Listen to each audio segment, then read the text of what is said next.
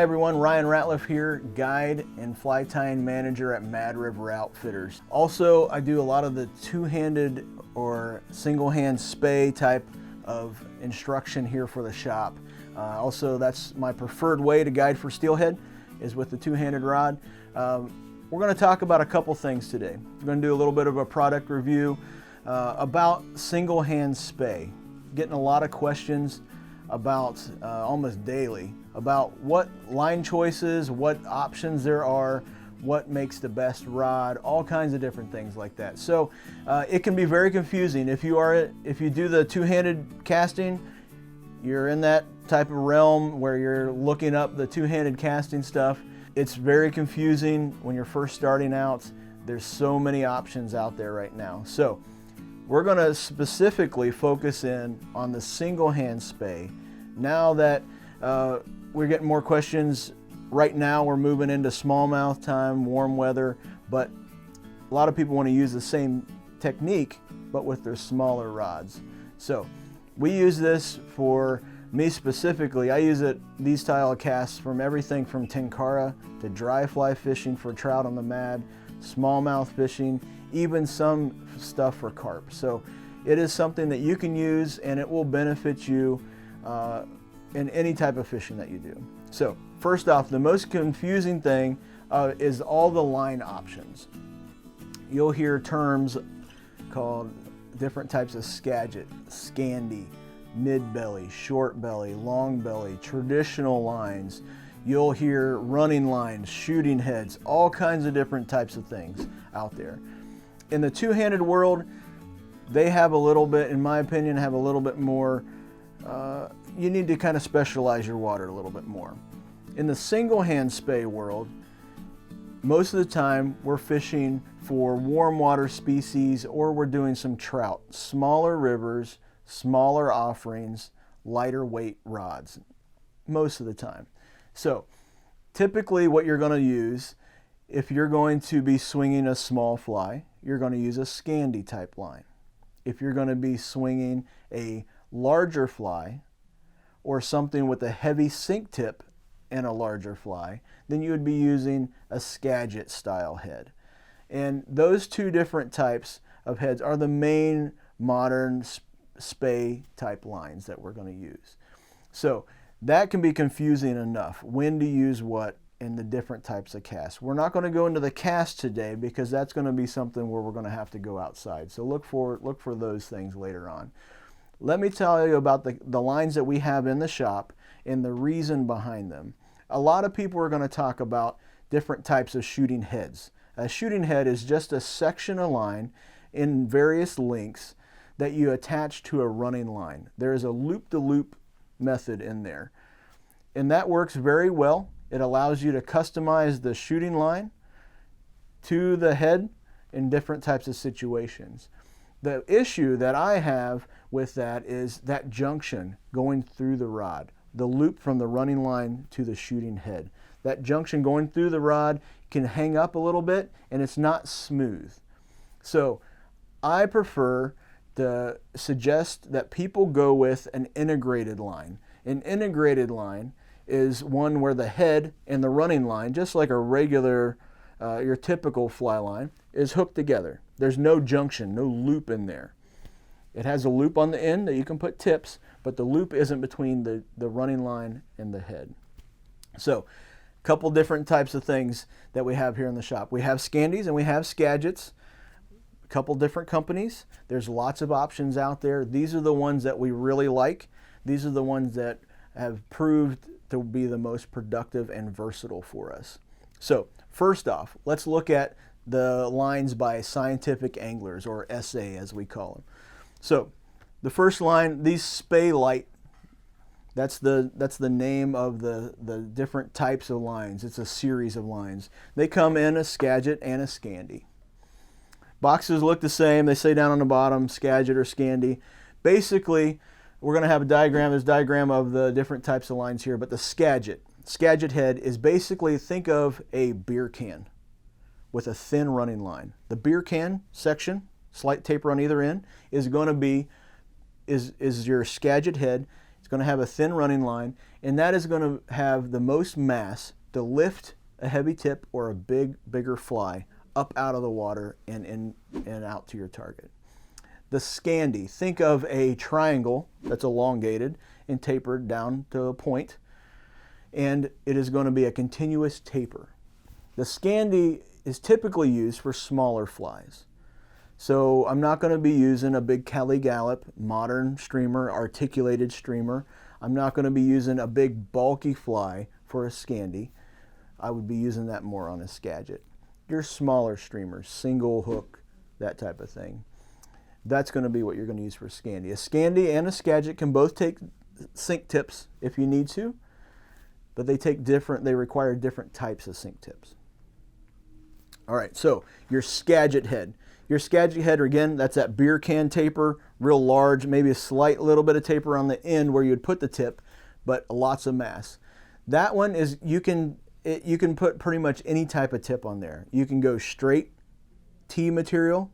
That is a straight sinking material that you can customize to different lengths. You can put the Rio MOW tips on there. You can also use the Scientific Angler or the SATC tip, and those tips are dual density, so they have different densities in them. You can also use the Versaleader by Rio, a long tapered, more delicate presentation, or you can use the Sonar tip. That is also the Sonar tip is by SA, and it's also a long taper. Those two, the Sonar tip and the Versaleader, are both used for the smaller flies and lend itself to typically being used on scandi lines. So the Skagit line can take any type of tip. The scandi, like I said, needs to have a tapered tip that is more delicate. You don't have to use a tip, you can just keep it floating, or you can put on a tip, even a floating tip if you need to get links. We're not going to get into making it too confusing for you, but just know that you have to put a tip on a Skagit hit line. You don't have to on a scandi, but it can take one.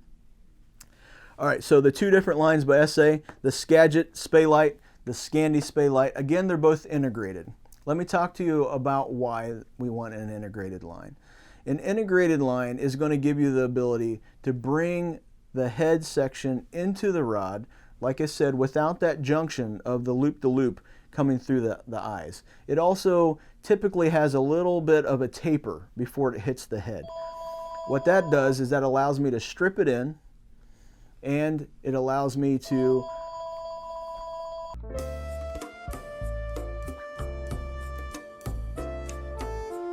And so the integrated line allows the junction, it isn't a junction because it's welded together, it allows that to come through the rod. So it's typically your running line is going to have a little bit of a flare called a handling section that goes right into the head that you don't get with typical shooting line and head systems. So if I am working, let's say I have a 6 weight and I'm smallmouth fishing one of the small local streams, I don't want to have to worry about keeping a head out of the end of the rod. The head length can be anywhere from 14 to 20 feet, typically in this situation. And with the tip on the end, I could be up to 30 feet away from my target. That might be as wide as some of these creeks. So what I want to do is, since I want to be able to bring that head into the guides to be able to work the fly up close in different situations. That allows, with that integrated line, that smooth junction to come through. I can strip that into the guides and then easily get it back out, and it's not going to hang up on there.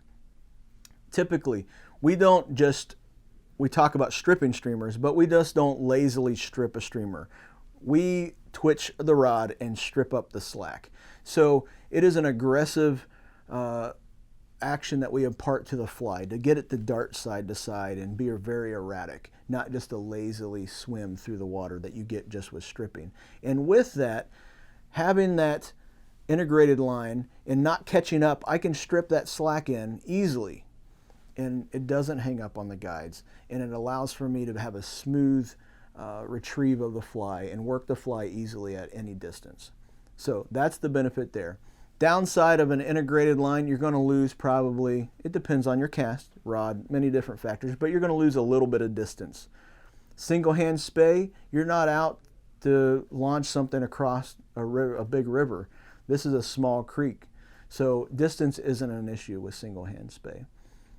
All right, couple different other lines. Wolf Products has 2 lines that are excellent also at doing the single hand spey. So SA, Wolf Products here.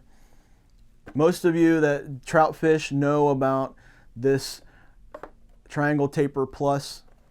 It is a long-headed continuous taper that has is half a grain size heavy, so it's a little bit heavier. This head length on here is a little bit long for some situations, but I brought it in to show you today because you might already have this line. If you're a dry fly fisherman and you have a little bit faster rod, a little bit stiffer rod, and you like that Wolf taper, you probably already have this line. This line roll casts very well. It does a great job at single hand spey. The only issue is it's a little bit longer head. So something you can practice with, kind of get the hang of a little bit, and then you would see the benefit of some of the other options. The other line is the Ambush. The Ambush is an extremely aggressive taper. It is a kind of, I guess, officially a scandi. It is a longer front taper, but it is so short. It's 20 feet. They also make a shorter version too that I'm trying to play around with. I'm not totally sure if it's the best fit, but it is a good option. This Ambush, the regular Ambush, is a great place to start with. It is a larger head than what you typically would get for a 6-weight, let's say. But it tapers down rather quickly, and you have a lot of mass in there. So you can put that into your D-loop and be able to launch out your tips, or just your regular 9-foot leader if you wanted to. This line does take certain types of tips. It will take the shorter tips for the TC tips, the 8-footers. It takes a Rio Versaleader and a sonar tip perfectly. So if you want to fish tips, you're going to have this Ambush. This Triangle Taper Plus does not take tips very well. So this is something that you might want to try when you first start out. This is really going to get the job done. So continuous taper with large mass on the end, small running line. This line will produce the best looking loops or the best looking cast. A Skagit head is going to produce more of a clunky type of a cast. This one, if you need to have a little bit of delicacy at the end, this line is the best choice.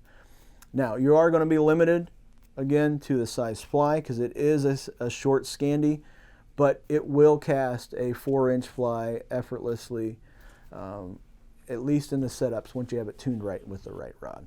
All right, so let's talk about line lengths real quick. Lots of different things here. The length of your line needs to be 1.5 to 2, maybe 3 times the rod length. The problem with going to 3 is you have to have a lot of line into the D-loop. So to start out, if you wanted to customize it to get it perfect, it's going to be 1.5 the rod length to 2 times the rod length. So 9-foot rod, you're going to be 15 or so to 18 feet in the head length for your single hand spey lines. Again, you're going to need to add on a tip onto there, so you might want to go a little bit shorter into that 1.5 range with a Skagit head, maybe have a 10-foot tip to kind of still keep you in that ballpark range. So with the 1.5 times your rod length, you're not going to be putting a 12 to 15-foot tip on there. Again, this is small creeks. We're talking small applications, so 8 to 10-foot tips are going to be the best option for you. Typically, your Skagit is going to be that 1.5 times, like I said, and your scandi is going to be typically that 2 times your rod length, maybe just give or take a few feet. So those are your main things. Now, if you have some lines and you want to know what line do I put on my 5-weight BVK, the rule of thumb is that you will start with 3 line sizes up. So a 5-weight would start with the grain weights of a typical 8-weight. As you get shorter with the head, you might need to go into more of the 4 line sizes up. So it just kind of depends. This is the tricky area with everything. Each rod is different. Each rod is going to load different and cast differently. So the ambush lines, they have a graph on the back of the box that tells you a good place to start. So let's take that 5-weight BBK. The 5-weight ambush that would be on there would be a 215 grain. That's a good place to start. You might go up to a 6-weight, just kind of depends. But they kind of do some of the math to start out with you. All right, let's take a look at the rods that you need to make these casts. You can use any rod, but the ideal rod to do a single hand spey is going to have a couple characteristics. So here I have the 5-weight. It's a 9'6" 5-weight Pureway. So ideally what you're going to need is a rod that has a stiff tip. The tip section is going to be pretty stiff. This is very stiff for a 5-weight.